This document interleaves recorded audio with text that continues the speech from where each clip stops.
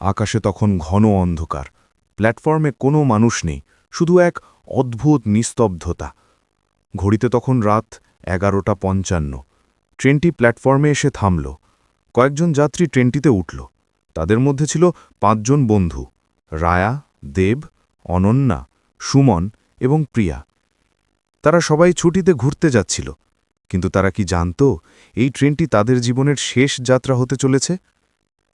রায়া, দেব, অনন্যা, সুমন আর প্রিয়া একসঙ্গে কলেজে পড়ত। তারা 5 জন খুব ভালো বন্ধু ছিল।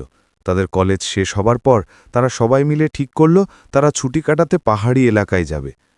তাদের ট্রেন ছিল রাত 11:45। তারা সময়মতো স্টেশনে এসে পৌঁছাল। স্টেশনে এসে তারা দেখল প্ল্যাটফর্মে কোনো মানুষ নেই, শুধু একটি পুরনো ট্রেন দাঁড়িয়ে আছে। ট্রেনটির দিকে তাকিয়ে রায়া বলল, এই ট্রেনটি তো খুব পুরনো, এটা কি আমাদের ট্রেন? দেব বলল, মনে হয় এটাই আমাদের ট্রেন, স্টেশনে তো আর কোনো ট্রেন নেই। তারা ট্রেনে উঠল। ট্রেনের কামরাগুলো খুব পুরনো আর ধুলোময় ছিল। কামরাগুলোর জানালাগুলো ভেঙে গেছে। তারা তাদের সিটে বসল। ঘড়িতে তখন রাত 12টা। হঠাৎ ট্রেনটি চলতে শুরু করল। ট্রেনের গতি খুব ধীর ছিল। তাদের মনে এক অদ্ভুত ভয় কাজ করছিল। তারা ট্রেনটিতে একা ছিল। কামরাগুলোতে কোনো যাত্রী ছিল না। তারা বুঝতে পারছিল না তারা কোন ট্রেনে উঠেছে। রায়া তার মোবাইল ফোন বের করে দেখল, মোবাইল ফোনে নেটওয়ার্ক কাজ করছিল না। তারা একে অপরের দিকে তাকিয়ে রইল। তাদের মনে এক অজানা ভয় কাজ করছিল। হঠাৎ ট্রেনটি একটি অজানা স্টেশনে থেমে গেল। স্টেশনটি মানচিত্রে কোথাও নেই। স্টেশনের নাম লেখা ছিল নিঃশব্দপুর। স্টেশনটিতে কোনো আলো ছিল না। পুরো স্টেশনটি অন্ধকার ছিল। তারা দেখতে পেল স্টেশনে প্ল্যাটফর্মে কিছু মানুষ দাঁড়িয়ে আছে। তাদের মুখ দেখা যাচ্ছিল না। তারা সবাই কালো পোশাক পরেছিল। তাদের মধ্যে এক অদ্ভুত নিস্তব্ধতা ছিল। তারা সবাই ভয়ে একে অপরের দিকে তাকিয়ে রইল। অনন্যা বলল, আমরা কি এই স্টেশনে নামব? দেব বলল, আমি তো এই স্টেশনের নাম শুনিনি, এটা কোন স্টেশন? তারা কোনো উত্তর পেল না। হঠাৎ প্ল্যাটফর্মের লোকেরা ট্রেনের দিকে এগিয়ে আসতে লাগল। তাদের চোখগুলো জ্বলছিল। তারা তাদের দিকে তাকিয়ে হাসছিল।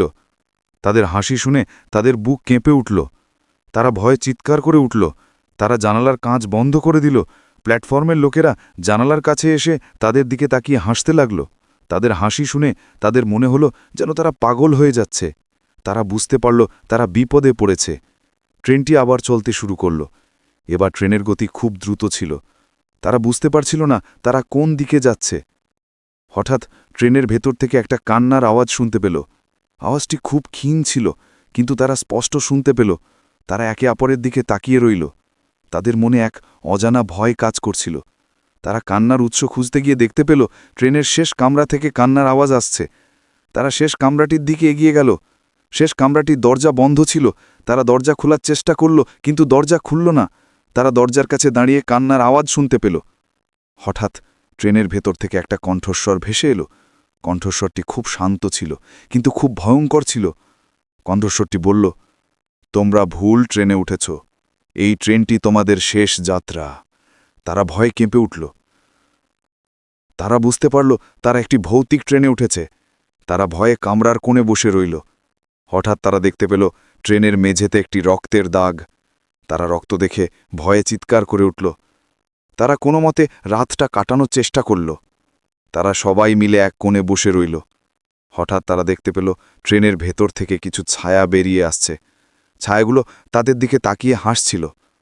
তাদের হাসি শুনে তাদের বুক কেঁপে উঠল।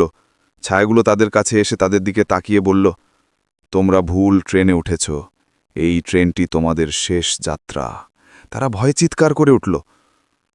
পরের দিন সকাল হল।